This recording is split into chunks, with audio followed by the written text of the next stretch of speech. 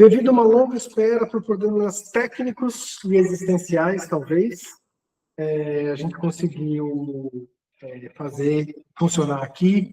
Agradecemos aqui publicamente o Everton, chefe do TI aqui de Santana do Ipanema, que nos socorreu no momento para a gente resolver, né?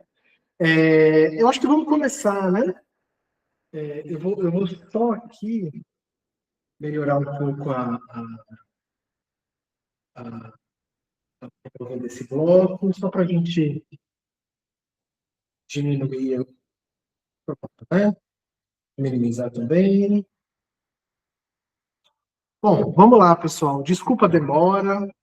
Queria aqui agradecer a parceria com o André por mais esse momento. Isso foi uma iniciativa que nós tomamos aqui no campus, uma aula para os alunos e para as alunas do IFAL Santana do Ipanema em 2021, quando a gente teve um corte significativo do orçamento do campus e a gente aproveitou a oportunidade para falar sobre democracia e cidadania e, ao mesmo tempo, trazer a realidade do campus em termos de orçamento, né? Então, nós vamos começar aqui. Espero que o som esteja bom para vocês. O André está aqui também. Oi, André. E aí a gente vai fazer um pouco assim, com o microfone mais livre, né? Mas, então, já dando início, quer falar alguma coisa da abertura, André? Bom, pessoal, bom dia. Meu nome, para quem não me conhece, meu nome é André. Atualmente sou o chefe do departamento de administração e, inicialmente, eu agradeço ao Léo, Leonardo, pelo convite e participar desse momento aqui. Muito importante, né, Léo, para a gente explicar um pouco para os nossos espectadores aí como funciona a questão do orçamento federal, tá? E até quando esse orçamento federal, até quando ele chega para o Campo Santana do Ipanema, tá bom? Já tivemos um pequeno grande atraso, então vamos direto, mas vou respirar e vamos com calma, né? Vamos fazer essa aula como a gente tinha planejado, né? Então, pela minha parte aqui, que eu combinei com o André, eu queria pensar primeiro o que o orçamento está envolvido em termos de a gente pensar que tipo de democracia nós temos no Brasil, né? E aí eu vou pensar política, não é uma reflexão sobre a natureza do poder, por exemplo, seria da filosofia política, né? Também não vou pensar o que é o orçamento e a política a partir de será que realmente estamos numa democracia? Como é que nós podemos chegar no socialismo, no fascismo? Então também não é pela teoria política, digamos assim. Eu vou olhar para o orçamento e para o campus, etc., a partir, então, do que a gente chama de realpolitik. Eu vou olhar os arranjos institucionais, ou seja, né, qual é a relação que o legislativo tem com o judiciário? Qual é a relação que o legislativo tem com o executivo? Como é que a gente propõe, por exemplo, né? A gente está lá nos Estados Unidos e a gente vota. Será que o cálculo dessa eleição para eleger um deputado federal ou um senador é o mesmo que nós temos no Brasil? Né? Qual que é, então, como é que a gente nomeia os arranjos do voto, do sistema político, legislativo no Brasil? Né? Esse tipo de problematização. Porque aonde que eu quero chegar? Né? Por exemplo, eu queria discutir as emendas parlamentares e as relações com as prefeituras, que é algo que nos atinge aqui, e as emendas parlamentares demandam um espaço no orçamento. Né? Então, vamos discutir o que é orçamento, ou seja, todo o dinheiro que o nosso poder político tem, né, o presidente, o legislativo, para fazer políticas públicas. Né? Então, nós vamos olhar com esse olhar dessas relações e olhar para esse dinheiro de uma maneira mais calma. Né? E aí, avançando, o Brasil ele tem um sistema político que alguns autores, eu vou citar alguns autores aqui, vai dizer que ele é particular para o Brasil. Então, o Brasil construiu um arranjo institucional, ou seja, uma relação entre o executivo e o legislativo dessa forma. Né? Só o Brasil fez esse modelo de sistema político, né? De se relacionar com o voto, com a legislação e assim vai. Né? Porque quando a gente vai pensar nessa relação entre o executivo, o legislativo e o judiciário, nos três poderes da democracia ocidental. Então, as democracias ocidentais têm esses três poderes. Como é que eles se relacionam? A gente tem duas formas principais de se pensar. Ou o país é parlamentarista, ou o país é presidencialista.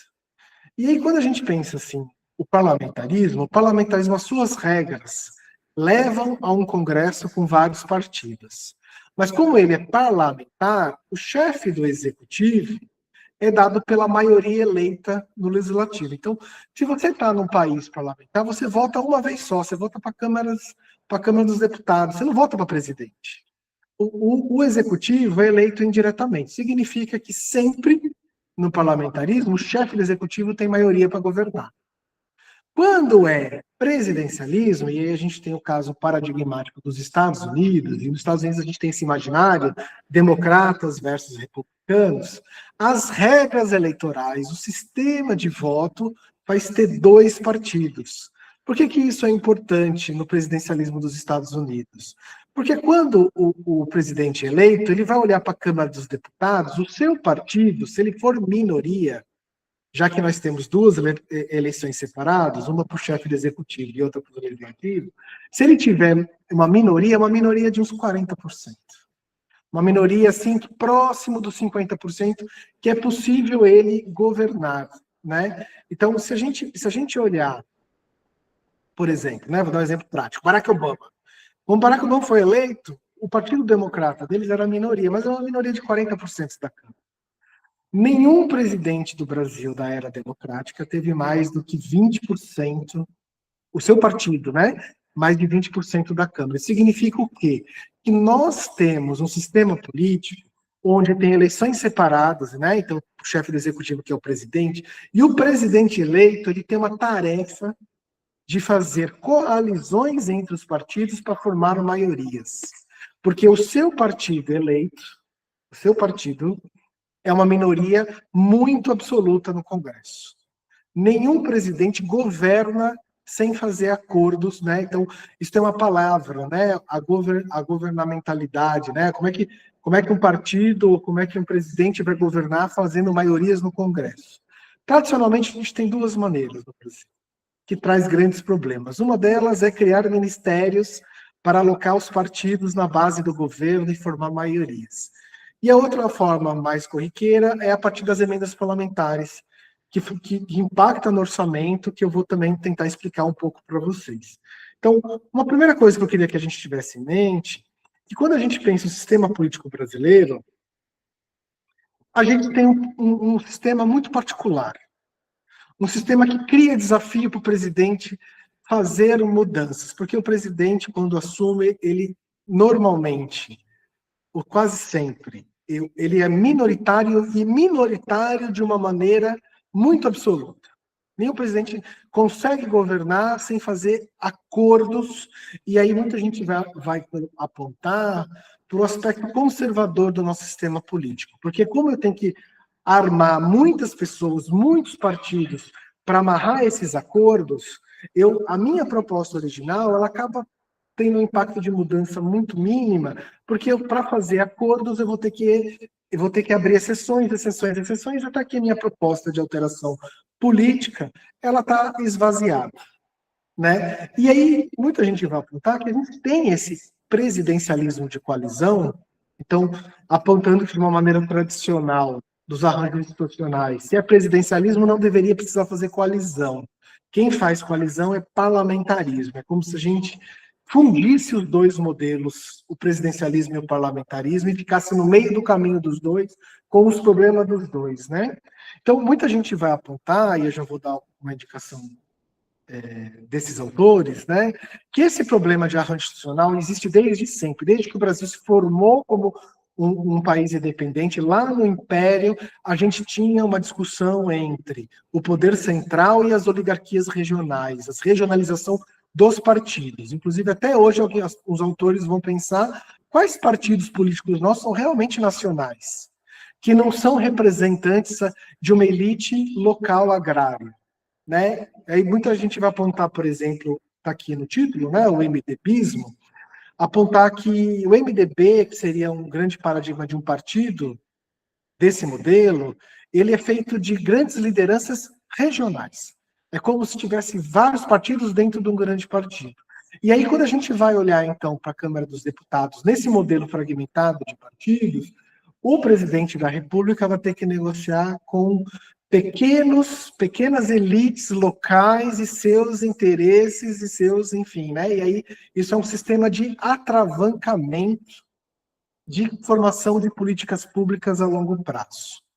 Então, o Brasil, desde o Império, está pensando assim, né? É poder central ou federalismo? Aí passamos uma república velha com os partidos, Partido Republicano Paulista, Partido Republicano Mineiro, Partido Republicano Alagoano, ou seja, né, os partidos representantes de oligarquias regionais. E a gente entra, passa a Vargas, a gente entra na Constituição de 1945-46, né? Foi feito no intervalo dos 2 anos, com essa proposta que se mantém uma mesma lógica. Elites agrárias se representam no Congresso de maneira regional, sem pensar em interesses nacionais. Né? Então, falei que ia dar 2 indicações literárias, né? Então, o principal deles é do Sérgio Abranches, esse sociólogo, que vai escrever esse livro, que ele que dá esse nome, nomeia como presidencialismo de coalizão, e ele vai apontar que essa problemática da política central, um poder central e oligarquias regionais sempre existiu, e vai apontar que a gente inventou o presidencialismo de coalizão em 1945. Então, desde 1945, a gente está com esse problema de se olhar um Congresso fragmentado tendo presidente. Mais uma vez. Se o Congresso é fragmentado, é parlamentarismo. O Congresso se arranja e indiretamente elege o chefe do executivo. Se é presidencialismo, a gente muda as regras eleitorais. Então, o nosso sistema eleitoral é um voto proporcional. Então, inclusive, o nosso sistema eleitoral não nos elucida não nos explica como funciona. Quando você vai votar na urna, o voto é do partido. O cálculo para entrar na Câmara dos Deputados é do partido, não é daquela pessoa que está fazendo campanha. A gente tem uma lógica de campanha pessoal para um voto partidário, né? Então, e se é presidencialismo, as regras deveriam levar a poucos partidos no Congresso, como é o caso dos Estados Unidos, que é muito mais fácil. Então, governar nesse sentido. Então, uma primeira pauta que não está colocada em termos políticos é que o Brasil precisa urgentemente de uma reforma política que escolha definitivamente entre parlamentarismo e presidencialismo para ver se a gente melhora, inclusive, o entendimento da população de como funciona o sistema político. Uma primeira pauta, quando a gente vai falar de crise de orçamento, que a gente já vai entrar daqui a pouco, é se pensar, precisamos de uma reforma política.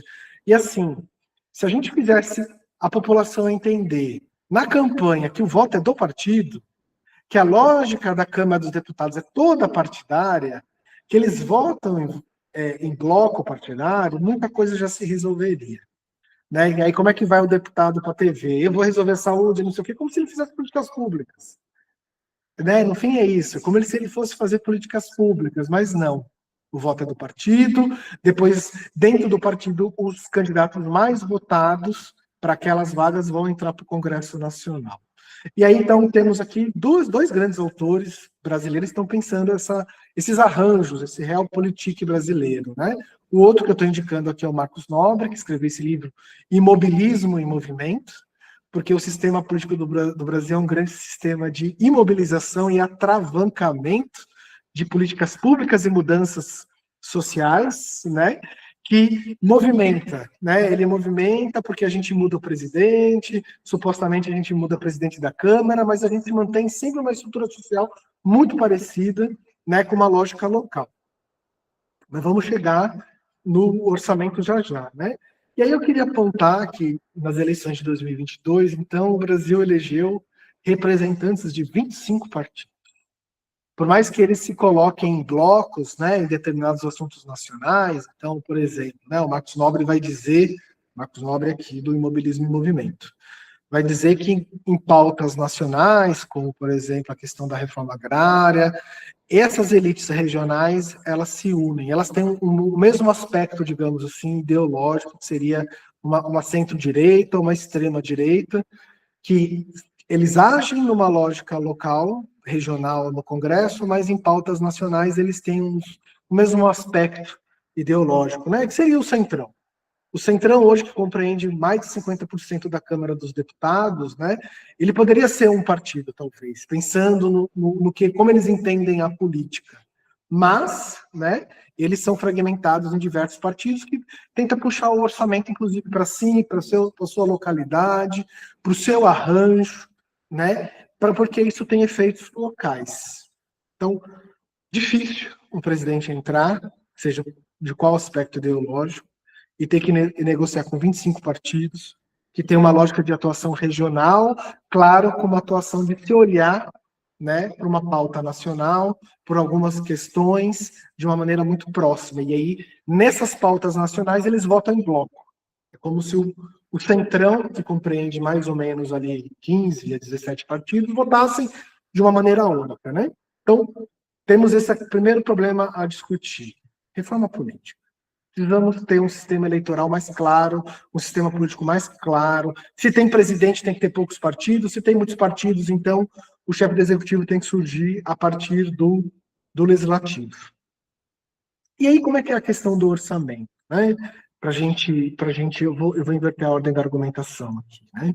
Para a gente entrar logo no orçamento, eu passo a palavra para o André aqui, já que nós estamos falando também de democracia e cidadania. Quando a gente vai olhar, então, esse arranjo democrático, legislativo, executivo e judiciário e suas relações, tradicionalmente falando, quem faz as leis, quem faz a gestão da lei, né, mais do que fazer a lei, porque ele revoga, muda, altera, enfim, é o legislativo. Quando a gente pensa em execução de políticas públicas, quem que faz isso no Brasil? Ou digamos, na democracia, né? Deveria ser o chefe do executivo, o presidente e seus ministérios, né? Mas tem uma teoria que vai pensar assim, um precisa intervir no outro em alguma medida para o poder ficar balanceado, né? Esse chama check and balance em inglês, é pesos e contramedidas, né? Então, eu coloco algumas funções de executivo no legislativo. Uma das funções executivas mais claras são as emendas parlamentares, que é um dinheiro do orçamento que vai para os deputados executarem políticas públicas em seus territórios eleitorais. Né? Então, a gente vê aqui propaganda de Santana do Ipanema, pavimentação nos povoados. Qual que é o dinheiro da maioria dessas pavimentações? Emendas parlamentares. É uma execução da política pública pelo legislativo, pelo legislador, nesse caso, né? Pelo deputado. E, ao mesmo tempo, o executivo também tem algumas funções legislativas, de fazer a gestão da lei. Então, o caso do orçamento, né, que a gente vai ver que tem um ciclo orçamentário, é uma atribuição legislativa do executivo. Ele monta o orçamento. Então, ele já começa pautando. Ele não aprova.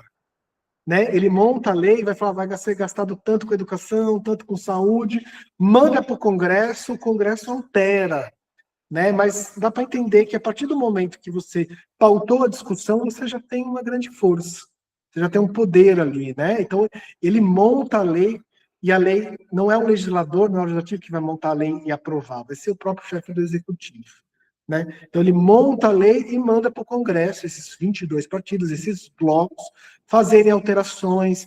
E aí o que acontece? Né? Ao longo já do ano, tem um conjunto de relações entre executivo e legislativo para pensar a montagem desse orçamento. Né? Nenhum executivo fala assim, vou montar da minha cabeça e vou mandar. Por quê? Porque aí vai chegar lá no Congresso e vai desfigurar o orçamento. Então já tem nos bastidores, antes da criação da lei de diretrizes orçamentárias, da lei que a gente vai ver daqui a pouco, né, a LOA, já tem uma série de negociações. E por que a emenda parlamentar também é tão importante para a gente entender, inclusive, o presidencialismo de coalizão? Porque se a gente pensasse também de uma maneira tradicional de relações entre poderes, as prefeituras deveriam estar mais relacionadas com o governador e com o presidente.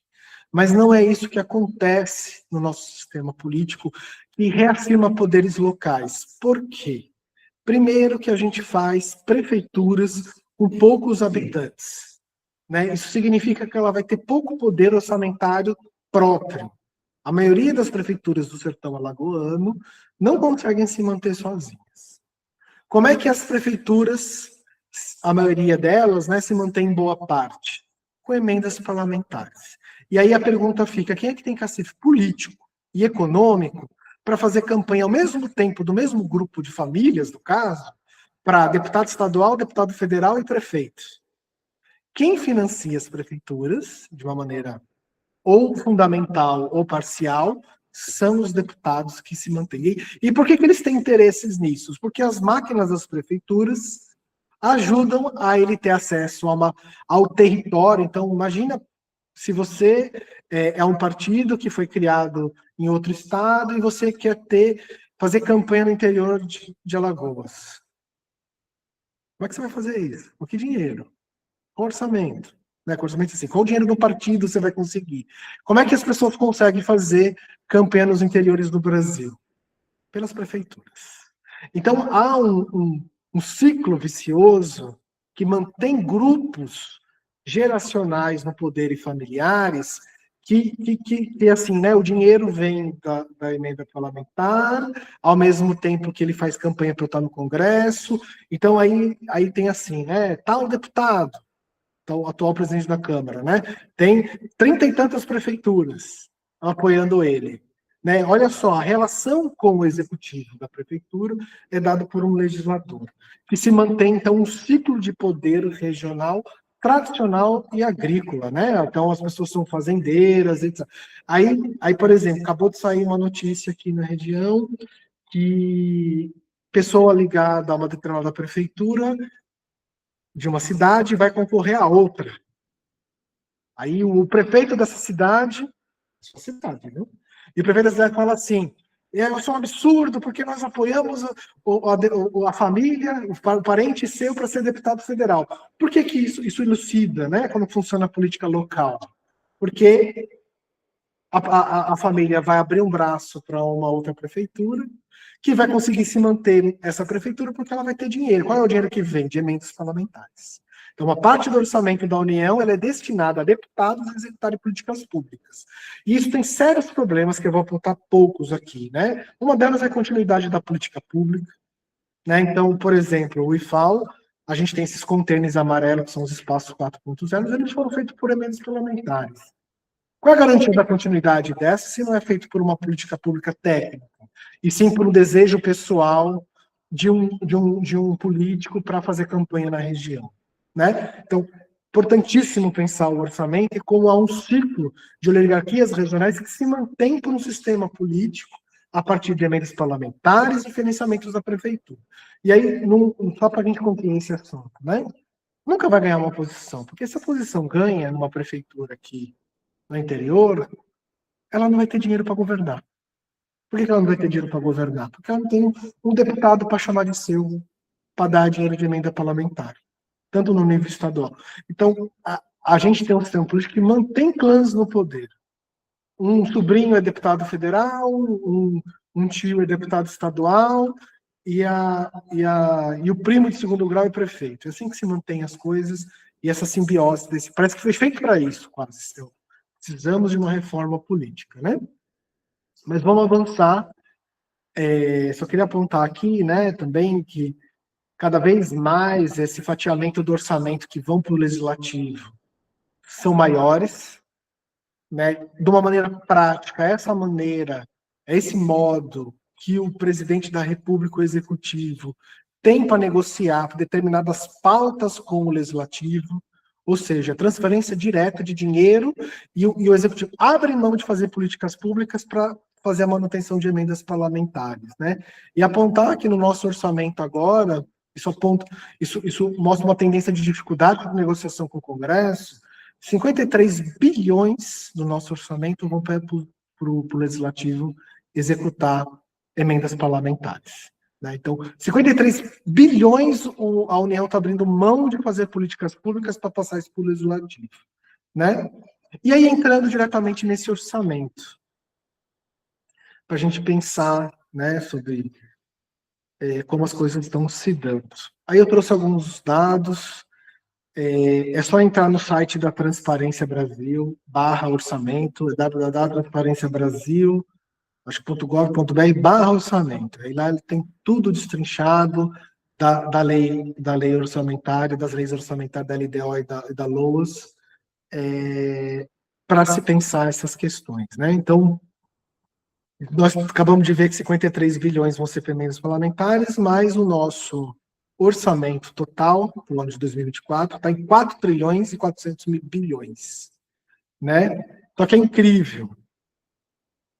43% de maneira direta desse orçamento é para refinanciamento da dívida e pagamento dela.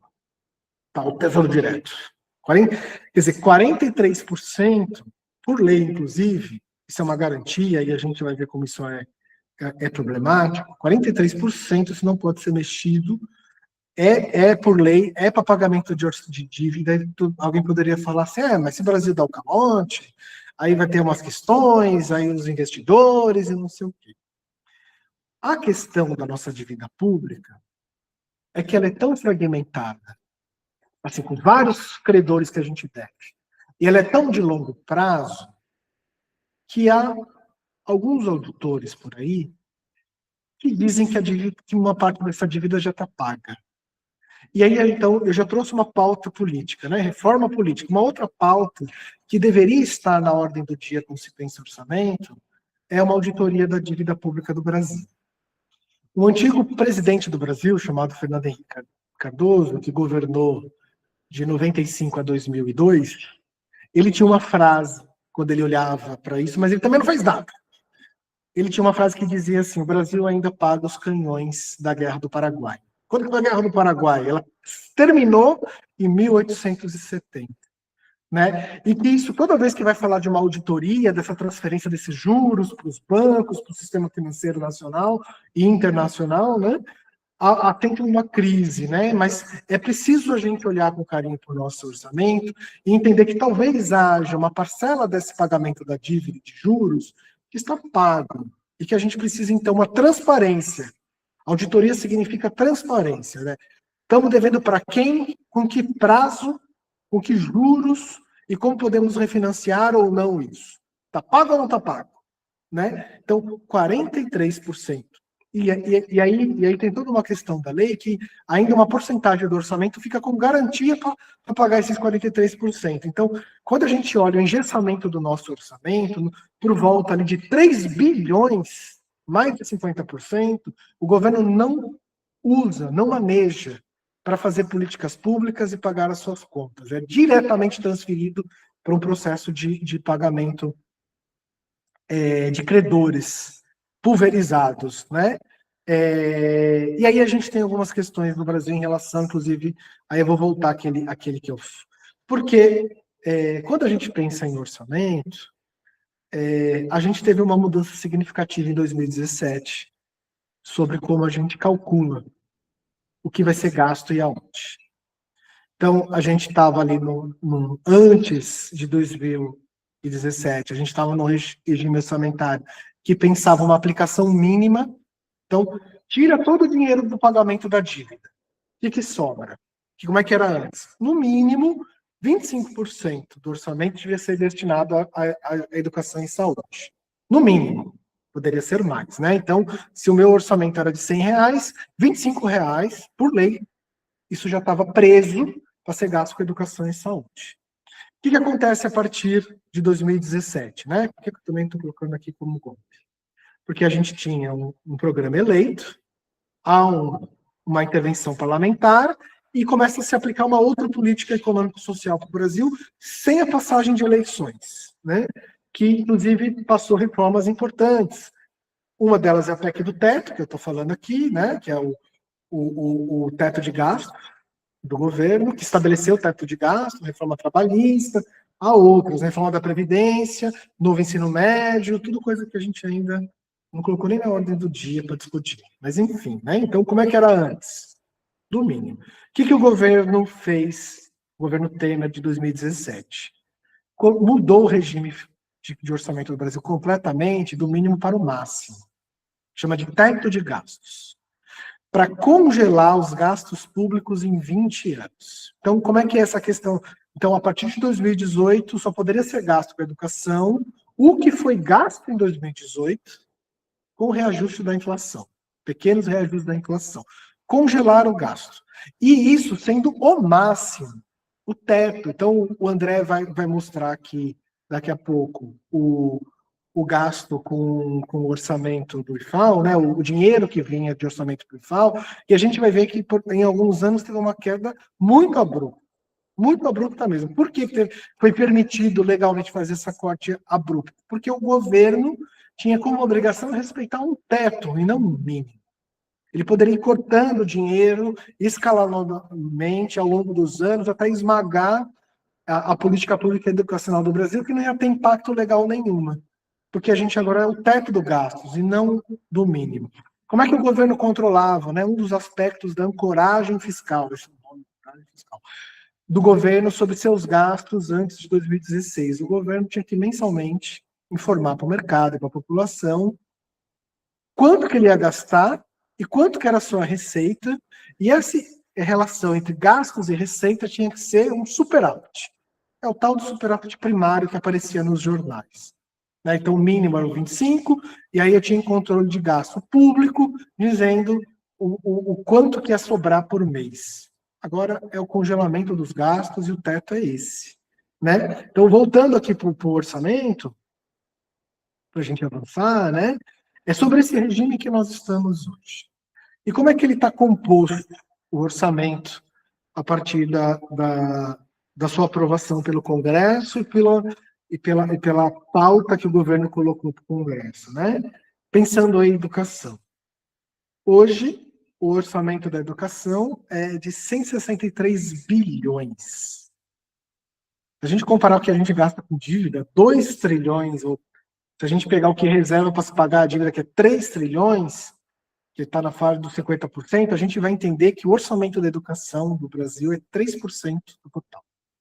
O orçamento total é 5 trilhões e 400 bilhões, e o nosso gasto é 16 bilhões.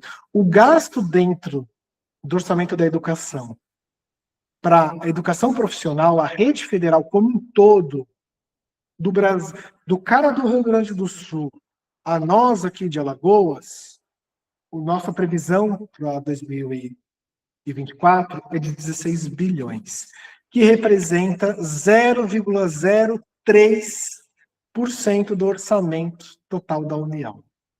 Isso é um respiro, né? Isso é um dinheiro é troco do dinheiro do governo que vai para a educação. É um troco do troco o dinheiro da educação que vai para a educação profissional.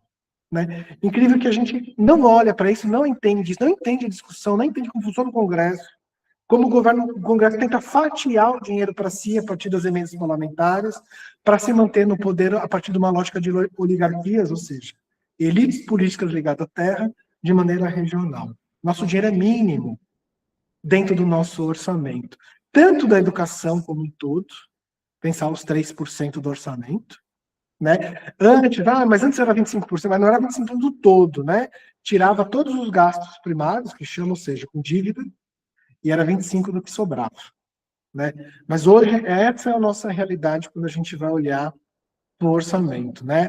Então, já trouxe 2 pautas: reforma política e auditoria da dívida pública enquanto cidadania, né? Vou avançar aqui, e aí vou concluir aqui para passar para o André.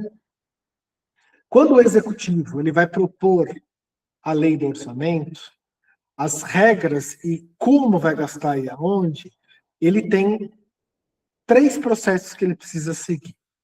Um que é contínuo, que é o plano plurianual, que já está em uma negociação com o Congresso, que vai pensar metas de gastos e metas de indicadores sociais que são importantes ser atingidos, por exemplo, IDEB, né? Então precisa pensar como que vai gastar o dinheiro da educação para atingir determinadas metas educacionais, metas de saúde, né? E assim vai. Aí quando chega mais ou menos ali agosto, setembro, o governo começa a partir do plano plurianual, agosto, setembro do ano anterior, né? Pensar a organização das regras orçamentárias, né? Então, por exemplo, né? O teto de gastos ele está na Constituição. Ela foi uma PEC, né? Que é uma proposta de emenda constitucional. Então, ele não pode alterar essa lei. Ele pode propor a lei de exercícios orçamentários tem que estar dentro do regime constitucional. Então, por exemplo, agora, né, o governo fez isso lá, o Fernando Haddad, ministro da Fazenda, fez um esforço danado para mudar o nome e vai falar que não é teto de gastos, mas sim um arcabouço fiscal. Mas dentro do arcabouço fiscal está o teto de gastos como garantia do cumprimento dos compromissos do governo. Né? Isso não foi revogado. Pode usar o nome que ele quiser, né? Mas o teto de gastos está lá como um elemento constitucional que as leis têm que seguir. Depois que ele monta, né, a LDO, ele vai pensar como e onde vai ser gasto dentro dessas regras, como vai ser praticado esse orçamento. Então, ele propõe a LOA, a Lei Orçamentária Anual. E essas duas leis, onde e como vai ser executado, como vai ser praticado, passa então para o nosso Congresso Nacional, altamente fragmentado, precisa ser aprovado em 2 turnos e depois passado para a sanção do presidente. E se o presidente vetar alguma coisa, por exemplo, né, o governo tentou, em vez de ser 53 bilhões, né, que a gente estava vendo aqui, de emenda parlamentar para o Congresso, ele tentou falar, não, vai ser 48. E aí o que aconteceu, né? Quando o presidente veta algum tipo de lei, ele volta para o Congresso, que precisa de uma maioria absoluta para quebrar o veto do presidente, que é em torno de 70% de quebra. Então, uma lei ordinária seria maioria simples, 51% do Congresso. Um veto do presidente dá mais trabalho, mas ela pode ser quebrada. Né? O que o Congresso fez, quebrou o veto do presidente e voltou os 53 bilhões. Nada passa sem anuência do Legislativo. Né? E aí, então, eu trago aqui, pensando, né, para finalizar, que a gente tem uma pauta política de cidadania para ser discutida a partir do orçamento que vem para o campus, a partir da nossa vida prática política. A gente precisa, urgentemente, de uma reforma política que quebre esse ciclo de imobilismo causado pelas elites, pelas oligarquias regionais, e que elas estão todas representadas no nosso Congresso Nacional. A gente precisa de um outro regime fiscal que não congele gasto público, porque, vou dar um exemplo, né, os Estados Unidos.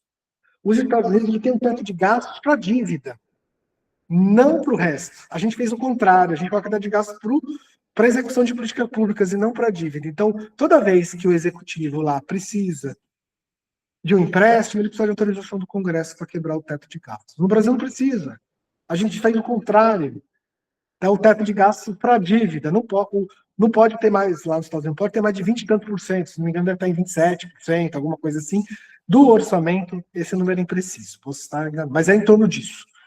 Não pode ser gasto mais com dívida pública. O resto do orçamento tem que ser garantido para políticas públicas. Pelo contrário, né? Precisamos olhar para a nossa dívida pública, que estamos gastando com o quê? Onde? Com que prazo? Né? Nós, cidadãos, temos o direito de saber, ter uma transparência da nossa dívida da União, qual é o prazo, qual é o juro e para quem. Né? Será que estamos pagando os canhões da Guerra do Paraguai, como diz o ex-presidente Fernando Henrique Cardoso? E claro, nós precisamos cobrar os nossos deputados. É tão confuso o nosso regime legislativo, nosso regime eleitoral, que a gente nem lembra para quem votou e como cobrar. É tão distante de nós. Mas a gente precisa pensar que 3% do orçamento é muito pouco. A gente precisa priorizar a educação de uma maneira mais séria. Nós somos impactados nisso. 3% é um absurdo. São 1,5 milhão de estudantes da rede federal. 0,3% do orçamento é um absurdo. Uma política pública como os institutos federais merece mais carinho e um olhar mais cuidadoso em termos orçamentários para o desenvolvimento regionais, para além das oligarquias regionais. Né? É um absurdo 3%, a gente tem que ser revoltado. Todo mundo que está assistindo tem que pegar os seus e-mails aí, mandar e-mail para os deputados que votaram e exigir, né, como demanda cidadã, que o orçamento da educação precisa ser melhor. Vai tirar dinheiro das emendas parlamentares, vai tirar, não sei. Vamos achar um jeito dentro do orçamento. Mas 3% não é priorizar a educação. 0,3% para a rede federal é um troco em termos orçamentários de 5 trilhões e 400 bilhões. Né? Precisamos deixar claro, enquanto pessoas que votam, que a educação merece uma priorização. A gente merece, né, enfim, trabalhar de uma maneira mais digna e ter um reconhecimento mais digno, não só a rede federal, mas a educação como um todo no Brasil. Certo? Vou encerrar por aqui. Falei demais. E vou passar a palavra aqui para o meu amigo André, vou projetar o... Pode sim. Vai gostar aqui, esse Léo tá mais alto, porque tá mais alto ou menor, né? Mas já ajustei, Léo. Já ajustei. Conseguiu?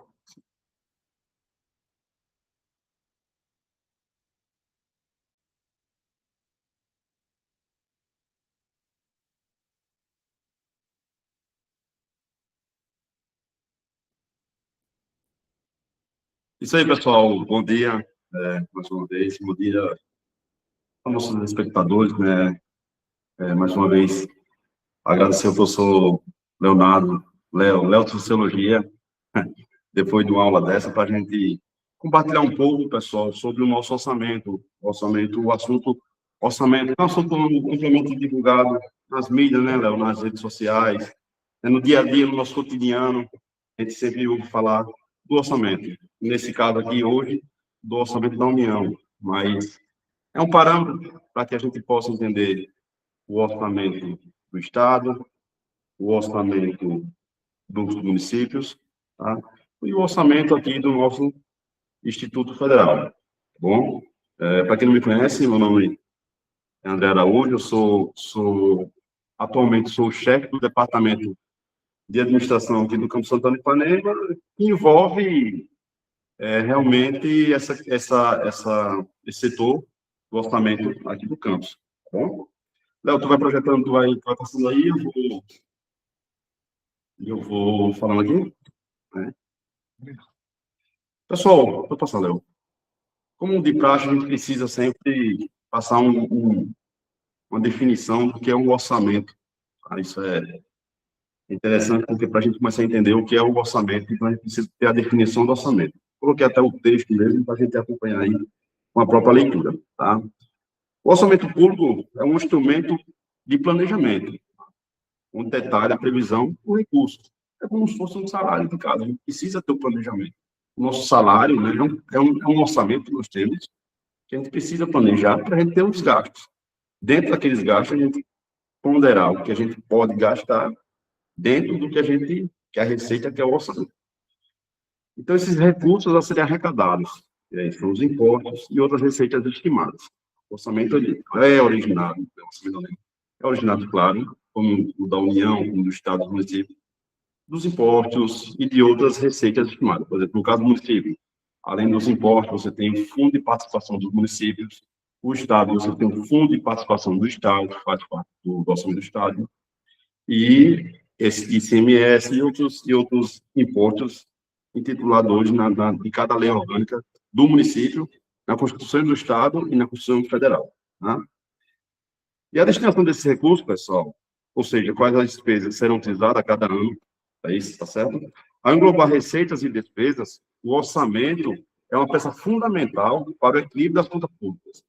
E isso indica prioridades do governo para a sociedade. Então, ali é um balizador, o orçamento é um balizador do governo saber até onde pode gastar e onde vai gastar ou investir. Tanto a União quanto os estados e o município elaboram anualmente o orçamento. No orçamento da União, por exemplo, é possível encontrar valores que o governo federal pretende gastar com o seu funcionamento, na execução de políticas públicas, como o Léo frisou bastante na fala dele, e de antemão já dou os parabéns pela aula, porque eu aqui do teu lado acabo aprendendo, viu, essa aula política que a gente precisa, né, passar para as pessoas. Então, essa execução de políticas públicas na saúde, na educação, é o nosso foco, e na segurança pública. Pode passar. Léo já deu até uma pequena definição desses pontos aí, isso ficou um pouco, saiu da configuração um pouco. Então, o orçamento público, pessoal, eu separei ele em 3 partes, né? PPA, que é o Plano Plurianual, certo? A LDO, que é a Lei de Diretrizes Orçamentárias, e a LOA, que é a Lei Orçamentária Anual. Entre a LDO, eu não coloquei aqui, e a LOA, ainda existe a PELOA, né? Que é o Projeto de Lei Orçamentária Anual. Eu vou explicar um pouquinho aqui. Então, o PPA, como eu falei, é o Plano Plurianual do Governo, do Orçamento do Governo Federal. E o que é o PPA? É uma programação, pessoal, do orçamento para os próximos 4 anos. Mas como assim, André? Então, veja só. Todo início de governo, né, por exemplo, hoje a gente já estamos no 2º ano do governo Lula, ele foi o primeiro ano que ele está trabalhando com o orçamento propriamente dito que ele projetou, tá? Ele espelhou. Por quê? Porque o orçamento PPA, Plano Plurianual, ele é um orçamento que ele é executado, ele é planejado para a partir do 2º ano do mandato do presidente e vai até o 1º ano do mandato do próximo presidente, caso não seja reeleito. Por exemplo, o que é que nós temos? Até o ano passado, né, o orçamento que nós tínhamos da União era um orçamento que foi planejado pela equipe do governo Bolsonaro. Tá? Esse ano, um novo PPA elaborado, no ano passado, elaborado pelo governo Lula, então ele começa a vigorar a partir de 2024, 2025, 2026 e até 2027. Ou seja, o 1º ano do próximo mandato. Me perguntam, André, por que o PPA não é elaborado sempre nos 4 anos de dentro do próprio governo?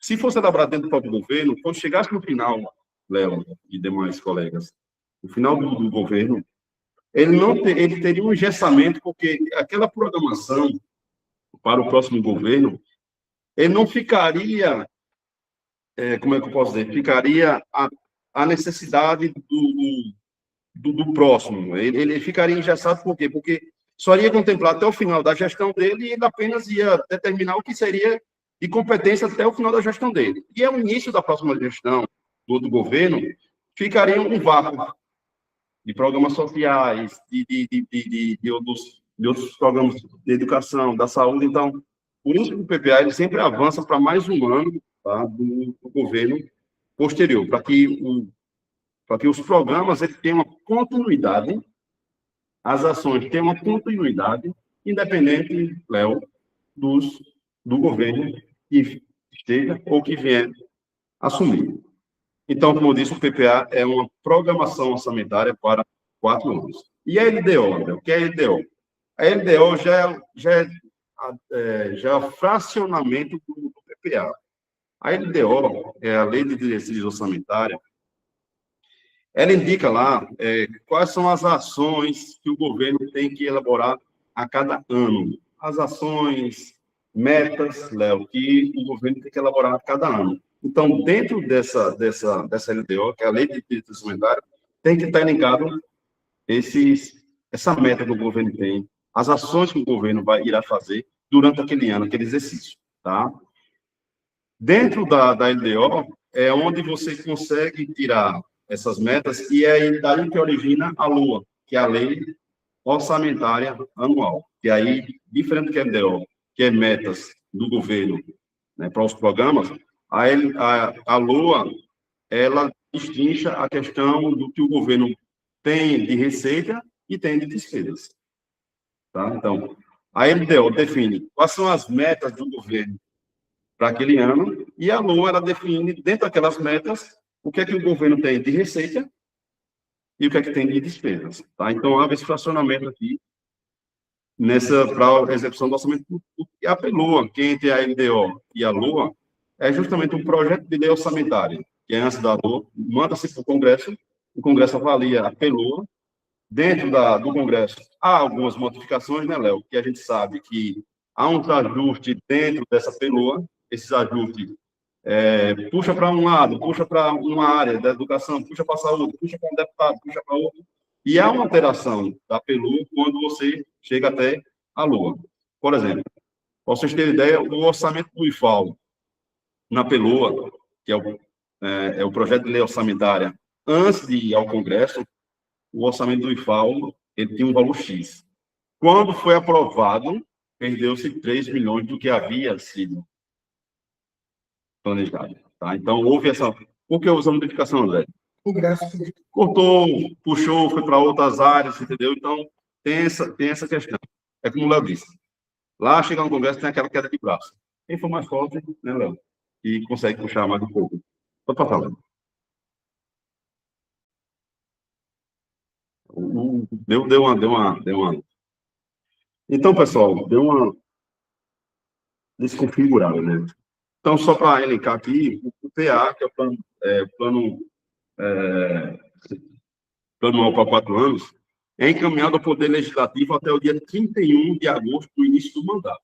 Ou seja, nesse ano, tá? No ano passado, aliás, em 2003, a Secretaria do Orçamento de Finanças do Orçamento Federal enviou para o Congresso, tá, esse PA, para que pudesse chegar ao Congresso até o dia 31 de agosto, certo? Por que até o dia 31 de agosto? Porque após o dia 31 de agosto, esse projeto entra na pauta do Congresso Nacional para que os deputados e senadores possam fazer a revisão desse plano plurianual, tá certo? Para que eles possam sugerir algumas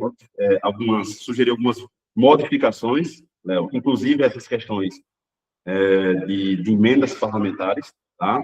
Então, esse projeto é discutido até o final do ano do corrente ano, por exemplo. Entra no dia 31 de agosto, vai no Congresso, e, basicamente, em dezembro é que ele é enviado novamente para a presidência da República, tá? A LDO é encaminhada, já a LDO é encaminhada anualmente até o dia 15 de abril, ou seja, a LDO, que, como eu disse a vocês, são as metas que o governo tem por ano, são enviadas até o dia 15 de abril, tá, para o Congresso. Ressalva-se, pessoal, que se o governo não enviar tanto o plano plurianual, como a LDO, como a LOA, dentro desse espaço que eu estou colocando aqui, compete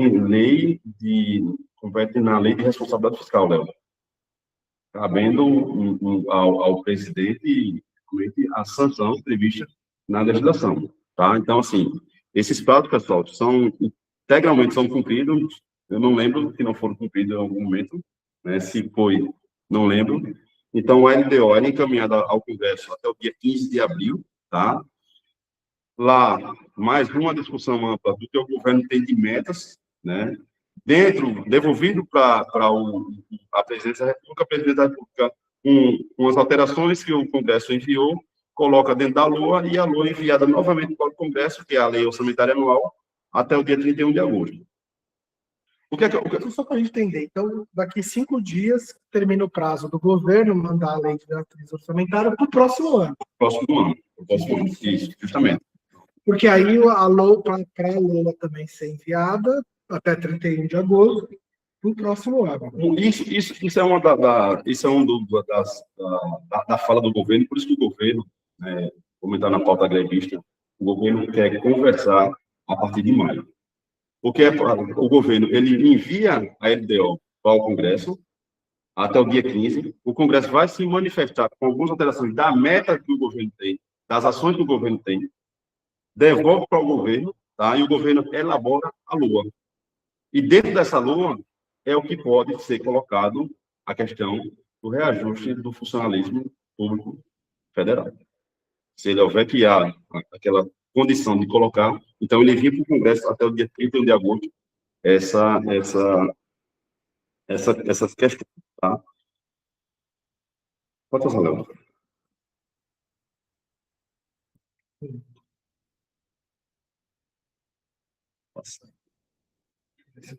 Não, mas é isso mesmo, Léo. Pode deixar pequenininho mesmo. Eu só coloquei, pessoal, aí, essa é a lei, né, a lei 14.822, de 22 de janeiro de 2024. O que é essa lei? Essa lei é justamente a nossa lei orçamentária anual, né, que estipulou o nosso orçamento. que estipula um orçamento para agora, para 2024. Então, dentro dessa lei aí, dessa lei 14.802, é onde está os gastos e receita do governo para o ano de 2024, né? Ou seja, passou pela data do plano plurianual, tá? Passou pela lei de diretriz sanitária do ano passado, até o dia 31, até o dia 15 de abril, foi para o Congresso, voltou no dia 31 até o dia 31 de agosto. O governo mandou o projeto dessa lei aqui, essa 14.802, tá? Os deputados a analisaram, enviaram de volta para o governo já esse ano, e onde o governo fez alguns vetos dessa lei. Mas, basicamente, em sua totalidade, quase sua totalidade, ela passou. Mas houve alguns vetos dentro dessa lei. Então, essa lei, pessoal, é a lei que a gente rege, né, para que o nosso orçamento ele chegue até aqui em Campos Santana do Ipanema, por exemplo, até o IFAL. Então, dentro dessa lei, quem tiver curiosidade de pesquisar a lei 14.822, vocês conseguem ver a estimativa de receita do governo federal e a estimativa de gasto do governo federal para o ano de 2024. Tá certo? André, por que você colocou isso em 12 avos aí? Veja só. Todo ano, o governo, isso está na Constituição, pessoal, diz o seguinte, em termos práticos, quando o governo inicia o ano, Léo, vamos supor, corrente ano, dia 1º de janeiro de 2024, se não houver a aprovação da lei orçamentária, nossa, o governo ele tem por obrigação enviar 1/12 daquele orçamento que está planejado para as instituições federais para funcionamento, tá? Até ser aprovado, o governo manda esse 1/12. Já aconteceu o ano de 1/12, esse ano mesmo, estamos no mês de abril, o governo ainda está enviando para a gente 1/12. Aí me pergunta, mas André, mas não houve aprovação da lei? A aprovação da lei ocorreu, a sanção da lei ocorreu, né, dia 22 de janeiro de 2024. O governo tem duas alternativas. Ou o governo segura porque não houve a sanção, a aprovação que não acontece é a sanção dele, né, posteriormente a sanção dele, ou, como já houve a sanção do presidente, mas para uma contenção de gastos devido à questão da receita que não está sendo dentro do superávit. Só que já tivemos uma notícia esses dias que o governo teve um superávit primário, né, numa ordem de não sei quantos bilhões, tá, nesse primeiro trimestre, e que isso já dá uma luz para que o governo libere todo esse orçamento. Só para a gente entender, né? Ele arrecadou mais do que gastou. Ele arrecadou mais do que gastou, entendeu? Mesmo assim, o governo ainda não liberou esse esse orçamento total, né? Eu creio que até o final desse mês, eu acho que há a liberação de todo esse orçamento, né, para os órgãos públicos federais, inclusive para o IFAL, e inclusive aqui para o Campo Santana do Ipanema. Então, assim, ainda, pessoal, o Campo Santana do Ipanema, o IFAL ainda está recebendo 1/12 do orçamento. Ou seja, o orçamento do IFAL, que eu vou mostrar para vocês, foi estimado na lei orçamentária anual em pouco mais de 2,5 milhões de reais, e nós estamos recebendo 1/12 desse orçamento. É como se pegasse o orçamento de 2,5 milhões e dividisse por 12, tá certo? Eu acho que chegou a terceira fatia desse orçamento, deve ter chegado, acho que chegou na semana passada, ou foi não, chegou ontem. Desculpa, chegou ontem essa fatia. O que é que isso impacta, Léo? 1/12. Porque a gente fica reprimido em utilizar o nosso orçamento. Queira ou não queira, a gente acaba economizando o nosso orçamento de modo forçado.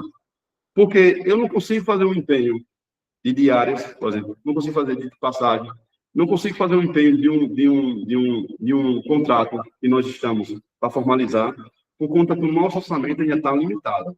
O que é que eu faço hoje com o orçamento do IFAL? É basicamente pagar as obrigações básicas. Água, energia, terceirizado, combustível, para manter o funcionamento da instituição. Eu não posso comprar nada além disso, por conta que eu estou com esse contingenciamento do orçamento. Pode-se dizer que o contingenciamento, que 1/12 ainda é o contingenciamento do orçamento. Agora sim, quando o orçamento chega, aí a gente consegue destrinchar esse orçamento para fazer a compra de outras necessidades que nós temos, materiais, contratação de novas empresas que a gente precisa, formalizar contrato, e etc. Entendeu? Então, a gente consegue trabalhar, mas queira ou não, a gente está ainda economizando A gente está economizando esse orçamento. Forçadamente, a gente está economizando. Pode passar, Léo.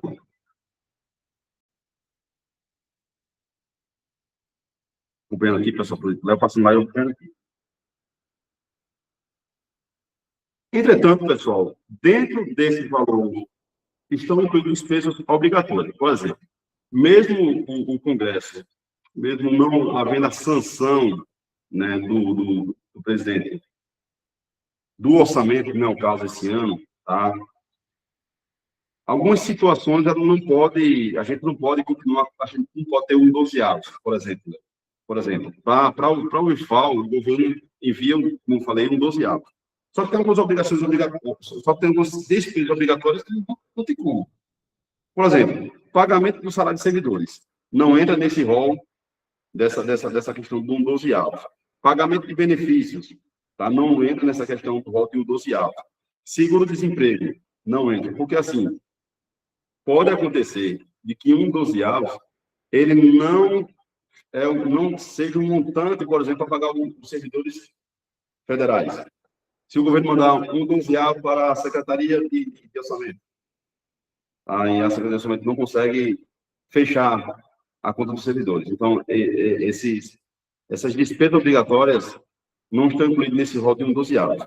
Prestação de benefício prestação continuada, que é o BPC, e a Previdência Social, que é a aposentadoria. Então, esses são os principais, né, pontos que o governo não estabelece esse parâmetro de um 12º dela para pagamento, porque senão iria ter uma descontinuidade dessas ações, tá certo? Deu para entender? Tranquilo?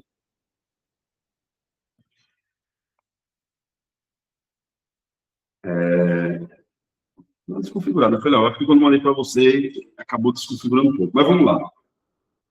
Após a sanção presidencial, pessoal, chegou no Congresso, chegou para o Congresso a lei orçamentária anual, o presidente ele avalia qual foram os pontos que foram mudados pelo Congresso, ele veta os pontos que ele não concorda e sanciona os pontos que ele concorda. Tá? Após a sanção presidencial, né, então, esse orçamento, ele é encaminhado, né, a lei orçamentária não é encaminhada para a secretaria específica dentro do Ministério do Planejamento, que é a Secretaria do Orçamento Federal. Chegando na Secretaria do Orçamento Federal, esse orçamento, ele é distribuído para os ministérios. Eu coloquei aqui especificamente o MEC, que é o nosso Ministério da Educação. Lá ele é distribuído, né, hoje, por exemplo, mesmo 12º, quem distribui é a SOP, né, Secretaria do Orçamento Federal, da União Federal, que é vinculado ao Ministério do Planejamento, envia esse orçamento para o MEC. Tá? Você vê como é que percorre o nosso orçamento. Sai lá, a aprovação do Congresso, passa pela sanção do presidente, a lei, ela é repassada para a SOF repassa, começa a repassar o orçamento até chegar para a gente. Então, chega para o MEC, lá dentro do MEC já houve uma discussão prévia com o NIF, com outros órgãos específicos, né, Secretaria da Educação Básica, Secretaria da Educação Tecnológica e tal, para saber onde é que há a distribuição, porque existem vários locais, né, como eu posso dizer, órgãos que é para enviar, existe o Fundeb, existem os institutos, existe a universidade, existem programas específicos do Ministério da Educação, tendo todo esse orçamento já lá planejado, chega para o MEC vai e faz essa distribuição. Do MEC ele vai para onde? Para a nossa reitoria, tá? Para a unidade gestora, que é a reitoria. Tá? Chegando esse orçamento na reitoria, a reitoria ela faz a distribuição do orçamento para os campos do IFAL.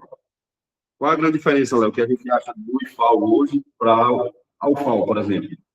É que o IFAL, ele possui 17 campos e tem mais a reitoria.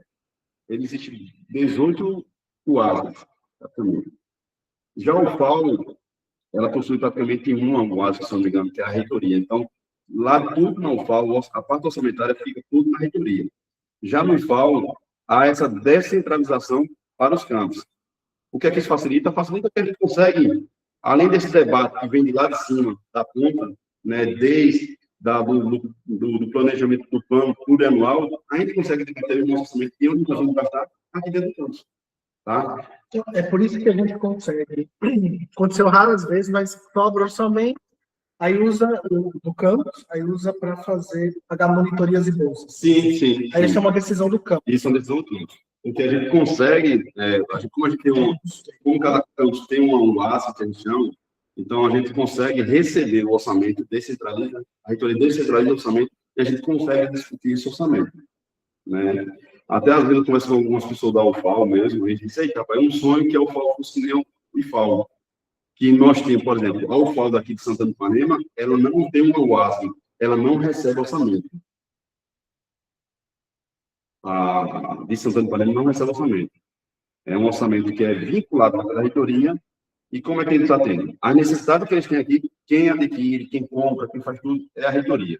Já a gente aqui consegue. No nosso orçamento, a gente consegue destrinchar para onde é que a gente vai utilizar esse orçamento. Entendeu, Léo? Por isso que quando a gente nos reunimos aqui, para definirmos aonde esse orçamento será gasto. Você gasta com bolsa monitoria, você gasta com investido, né? Com bolsa monitoria, com extensão, pesquisa, com contrato, tal, com diários, com passagem, que a gente consegue definir. E eu acho que essa é a melhor maneira de nós gerirmos o orçamento, é quando a gente consegue discutir até a conta. Entendeu? Então, a gente consegue. Então, como eu estou dizendo, pessoal, depois da reitoria enviar esse orçamento do Campo Santana do Ipanema, esse orçamento do Campo Santana do Ipanema, ele é aqui amplamente discutido, tá? E a gente começa a executar, no caso aqui, no Departamento de Administração. Essa execução do orçamento, ela finaliza dentro do Campo Santana do Ipanema através da nota de empenho. Por exemplo, Léo, destinamos 10 mil para o pagamento de bolsas, né? Então, o orçamento é enviado para a gente, está no orçamento, e o empenho é justamente essa a distinção, né, do que é que a gente vai fazer com aquele orçamento. Vou passar aqui outro slide para explicar o que é o empenho. O empenho, para passar, Léo. O empenho, pessoal, é a fase na qual se reserva o dinheiro que será pago quando o bem for entregue ou o serviço for concluído. Isso ajuda o governo a organizar os gastos pelas diferentes áreas do governo, evitando que se gaste mais do que foi planejado. Por exemplo, chega o orçamento aqui para o IFAL, o Campo Santana do Ipanema, de 2,5 milhões. Tá, mas orçamento de 2,5 milhões. Como é que eu fico sabendo? Aí inicia-se a emissão da nota de empenho, que é justamente o detalhamento do que nós iremos fazer com aquele orçamento. Uma nota de empenho vinculada ao contrato tal, uma nota de empenho vinculada aos bolsistas tal, uma nota de empenho vinculada com toda a nota de compra, aquisição e pagamento de bolsa, existe nota de empenho para a gente detalhar o que é que a gente está fazendo com o orçamento. No final do ano, a gente faz puxa de tudo e a gente sabe onde foi destinado cada centavo do orçamento que chegou para a gente. Posso? Pode. Porque colocar aqui a importância dos concampos. Então, nos federais, os campos, eles têm um conselho eleito por representantes dos professores, docentes, técnicos administrativos, discentes, né? Enfim. E o orçamento, no âmbito do campus, ele é discutido, votado e aprovado pelo que pode, inclusive, falar assim, eu já sou conselheiro do Concamp, aqui no IFAL o André chama uma reunião geral, né? E aí, às vezes, aparece sugestão assim, por que não tira um pouquinho daqui, põe para lá, porque, enfim, né? E aí a gente pensa as políticas orçamentárias internamente. Então, quem é dos institutos federais, aí fique atento no Concamp, cobre seu conselheiro, se você votou, se você não votou, não importa, tem representante, docente, discente e técnicos para que os interesses, né, os diversos interesses sejam contemplados pelos orçamentos, pelo orçamento do campus. Né? Isso, Léo.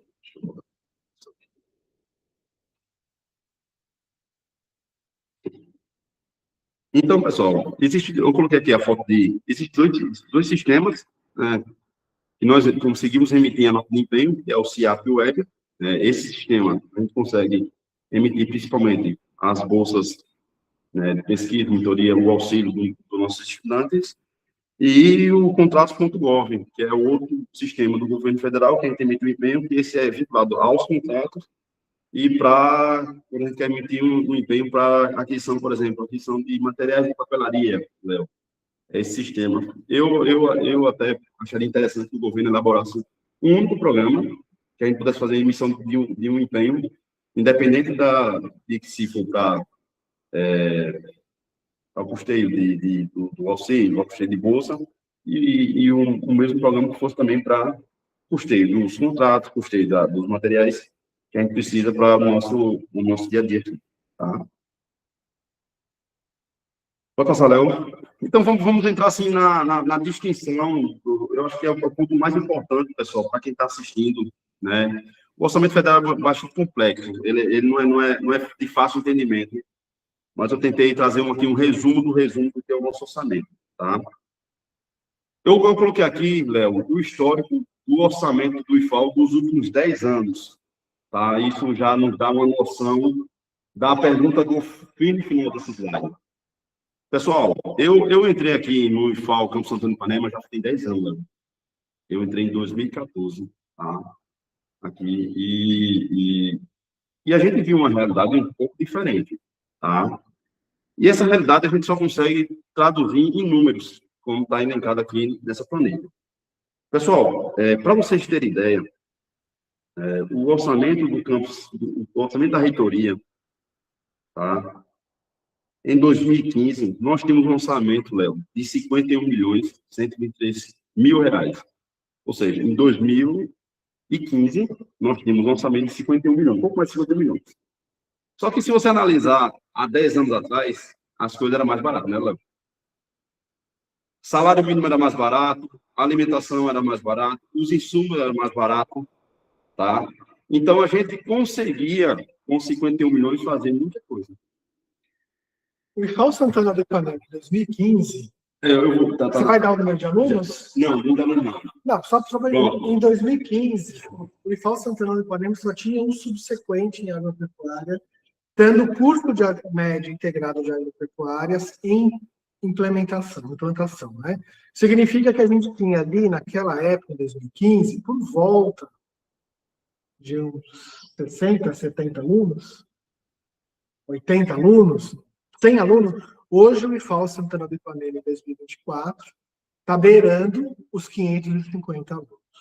Então, a gente tem o mesmo orçamento, só que o nosso IFAL em Santana específico, né, aumentou muito o número de alunos. Se a gente pegar o IFAL em geral, a gente triplicou o número de alunos, temos a inflação e temos o mesmo orçamento de 2015. O que cabia para um terço dos alunos tem que caber agora para a totalidade. Só para a gente entender também como isso também é um corte. A gente aumentou o número, a gente triplicou o número de alunos e não aumentamos o orçamento.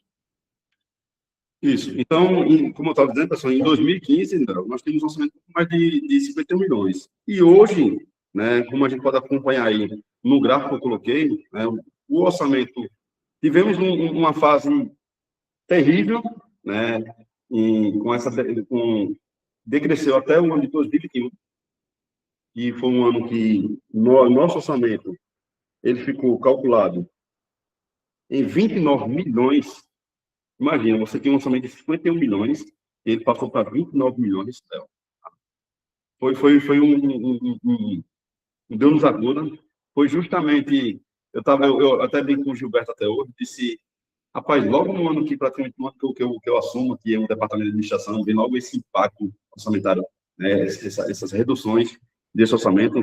Tá? Então, foi crítico, né? 2021 foi o ano mais crítico que nós teve.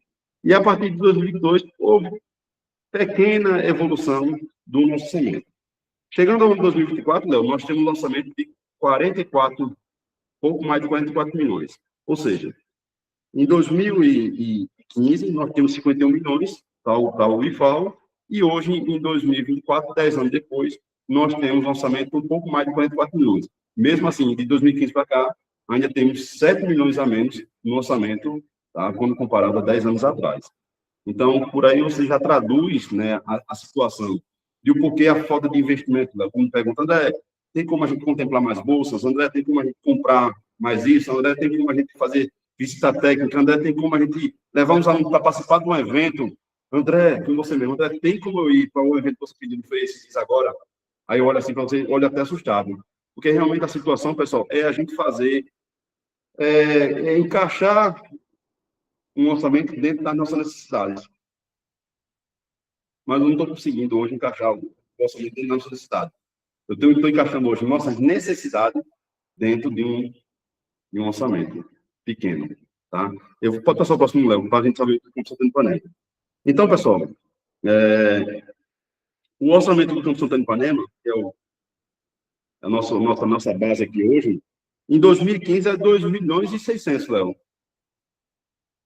Na verdade, eu não consegui pegar o número de antes, mas em 2014, o nosso orçamento, eu ainda cheguei aqui, era 3 milhões e pouco. Era 3 milhões e 100, mais ou menos, em 2013. 2013, 2014. Mas pegando o ano de 2015, oficialmente, o nosso orçamento foi 2 milhões e 600. Tá? Então, vocês podem ver o decréscimo que houve ao longo dos anos, tá? E chegando no ano de 2024, o projeto que está naquela lei que eu apresentei agora, a lei 14.820, então o orçamento para Santana, nesse ano, é de 2 milhões 527 mil. Ou seja, o nosso orçamento há 10 anos atrás, Léo, era basicamente 100 mil a mais do que nós temos hoje. Ou seja, há 10 anos atrás, nós tínhamos 100 mil a mais do que nós temos agora em 2024. Aí eu pergunto aquela questão. Imagine, pessoal, os telespectadores que estão me assistindo aqui agora, se vocês recebessem o salário mínimo de vocês de 2015, tá? Ele fosse o mesmo de 2024, como é que estaria a situação? Porque o nosso orçamento, ele não houve nenhum reajuste dentro da inflação, assim como o salário mínimo tem. Não é nem reajuste, é uma recomposição do salário mínimo. Né? E reajuste é quando você coloca a inflação e tem mais um reajuste. O governo está dando praticamente a inflação, né, esses últimos anos. Tá? Então, assim, o poder, né, o investimento nosso, pessoal, diminuiu bastante, Léo. Porque se você pega um orçamento de 10 anos atrás, tem 100 mil a mais do que um orçamento de hoje, então alguma coisa está errada. Pode passar, Léo. R$ 788. R$ 788, né? 2015. 2015. O salário mínimo previsto para esse ano, porque o salário mínimo é um bom índice, porque ele tenta acompanhar a inflação, pelo menos, né? Então, era 788, o salário mínimo previsto agora é 1.412. O dobro. O dobro. Né? E aí também queria ressaltar aqui nesse gráfico, né, que em 2021, se não fosse a pandemia, a gente não pagava nem a conta de água. Que foi quando a gente fez essa primeira aula, né? A gente propôs fazer uma aula com os alunos sábado letivo, né? E aí, realmente, as coisas ficaram bem, mas entendermos que pensar em educação como prioridade não é uma questão do nosso congresso. A gente precisa pressionar mais para que as pessoas entendam que... E aí, às vezes, eu falo para os alunos, né? Já vou te passar, desculpa, André. Não, que eu falo, o orçamento do campus é 2,5 milhões. Aí, às vezes, para as realidades, nossa, 2 milhões me parece muito. Mas 2,5 milhões para uma realidade de 550 alunos, implantando curso superior, agora que nós estamos de administração, é muito pouco. Então, pessoal, para vocês entenderem como esse orçamento hoje de 2,5 milhões é muito pouco, no próximo slide, pode passar, Léo. Eu destinchei todos os nossos gastos que nós teremos só apenas com contrato para 2024. Tá? Essa apresentação ela vai ficar disponível, vai estar gravada, né, Léo? Tá? Vocês podem, após essa apresentação, averiguar com mais detalhe, com mais paciência, essa tabela aí. Tá? Então, está estimado, né, de gasto só dos nossos contratos, quase 2 milhões e 200 mil reais. Em resumo, Léo, nós temos obrigatoriamente dos nossos contratos 2 milhões e 200 e sobra apenas 300 mil. Aí tu pergunta, 300 mil para quê? Para pagar a bolsa de aluno, para pagar as nossas diárias, para pagar uma capacitação do servidor, para pagar uma compra do material de papelaria, compra do material do expediente, uma água mineral. Tá? Então, assim, dentro dessa sobra de 300 mil, sobra entre aspas, a gente consegue tem que ter, aí que encaixar todo essa nossa despesa, né, posso dizer, para o nosso funcionamento dentro desse 3,5. Ou seja, nosso contrato hoje consome, pessoal, 87% do nosso orçamento. André, por que está tão alto? Por que esse 87% do orçamento? Isso é a realidade, pessoal, de todos os campos. Eu já estive conversando com os colegas, já estive avaliando os orçamentos dos outros colegas, dos outros campos, né? E é tudo nessa faixa. 85, 86, 87, até 93% já vi campos utilizar com uma questão de contratos. Mas, André, dá para reduzir e precarizar. Se eu reduzir aqui, é precarizar. Se eu reduzir o consumo de energia, vou precarizar. Se eu reduzir aqui o número de servidores terceirizados, por exemplo, da limpeza, eu estou precarizando. Se eu reduzir o quantitativo vamos lá, do aluguel aqui do prédio, nesse fala. Né? Eu não posso deixar de pagar o aluguel aqui do prédio, né? Senão eu não vai ter que ficar.